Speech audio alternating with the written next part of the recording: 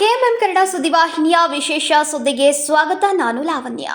BJP ರಾಜ್ಯಾಧ್ಯಕ್ಷ B Y Vijayendra ವಿರುದ್ಧ ಭಿನ್ನಾಭಿಪ್ರಾಯ ಹೊಂದಿರುವ ಪಕ್ಷದ ನಾಯಕರ ಚಟುವಟಿಕೆ ದೆಹಲಿಗೆ ಸ್ಥಳಾಂತರಗೊಂಡಿದ್ದು, ವಿಜಯೇಂದ್ರ ಬದಲಿಗೆ ಬೇರೊಬ್ಬರನ್ನ ರಾಜ್ಯಾಧ್ಯಕ್ಷರನ್ನಾಗಿ ನೇಮಿಸಬೇಕು ಎಂಬ ಬೇಡಿಕೆಗಳೊಂದಿಗೆ ಮಂಗಳವಾರದಿಂದ 3 ದಿನಗಳ ಕಾಲ ವರಿಷ್ಠರ ಮನವೊಲಿಸುವ ಪ್ರಯತ್ನ ನಡೆಸಲಿದ್ದಾರೆ.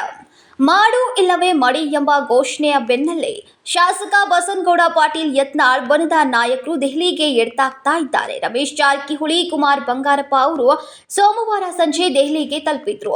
ಯತ್ನಾಳ್, ಅರವಿಂದ್ ಲಿಂಬಾವಳಿ, ಜಿಎಂ ಸಿದ್ದೇಶ್ವರ್, ಬಿಪಿ ಹರೀಶ್, ಅಣ್ಣಾ ಸಾಹೇಬ್ ಜೊಲ್ಲೆ ಮತ್ತಿತರರು ಮಂಗಳವಾರ ದೆಹಲಿಗೆ ತಲುಪಲಿದ್ದಾರೆ.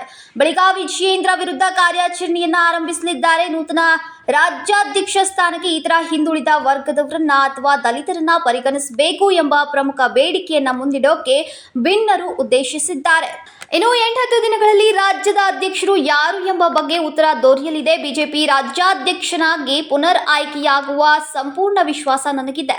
ಜೊತೆಗೆ ಇನ್ನೊಂದು ವಾರದಲ್ಲಿ ಬಿಜೆಪಿಯಲ್ಲಿನ ಎಲ್ಲಾ ಆಂತರಿಕ ಗೊಂದಲವೂ ಸರಿಯಾಗುವ ವಿಶ್ವಾಸ ಇದೆ ಅಂತ ಬಿಜೆಪಿಯ ರಾಜ್ಯಾಧ್ಯಕ್ಷ ಬಿವೈ ವಿಜಯೇಂದ್ರ ಅವರು ಹೇಳಿದ್ದಾರೆ.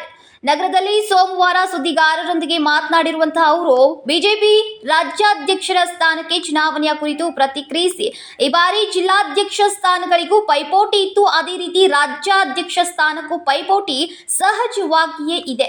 ಕೇಂದ್ರ ನಾಯಕರು ಎಲ್ಲವನ್ನ ಗಮನಿಸ್ತಾ ಇದ್ದು ಚುನಾವಣೆಯಲ್ಲಿ ನಾನೇ ಆಯ್ಕೆಯಾಗ್ತಾ ಇರುವಂತಹ ವಿಶ್ವಾಸ ಇದೆ ಎಂದರು.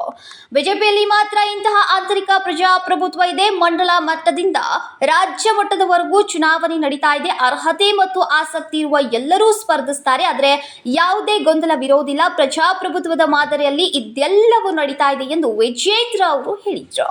ನೋಡಿದ್ರಲ್ಲ ವೀಕ್ಷಕರೇ, ಇದು ಇವತ್ತಿನ ವಿಶೇಷ ಸುದ್ದಿ. ಇದೇ ರೀತಿ ಇನ್ನೂ ಹೆಚ್ಚಿನ ವಿಶೇಷ ಸುದ್ದಿಗಳಿಗಾಗಿ ನೋಡ್ತಾರೆ ಕೆಎಂಎಂ ಕನ್ನಡ ಸುದ್ದಿವಾಹಿನಿ ಬೆಳಗಾವಿ.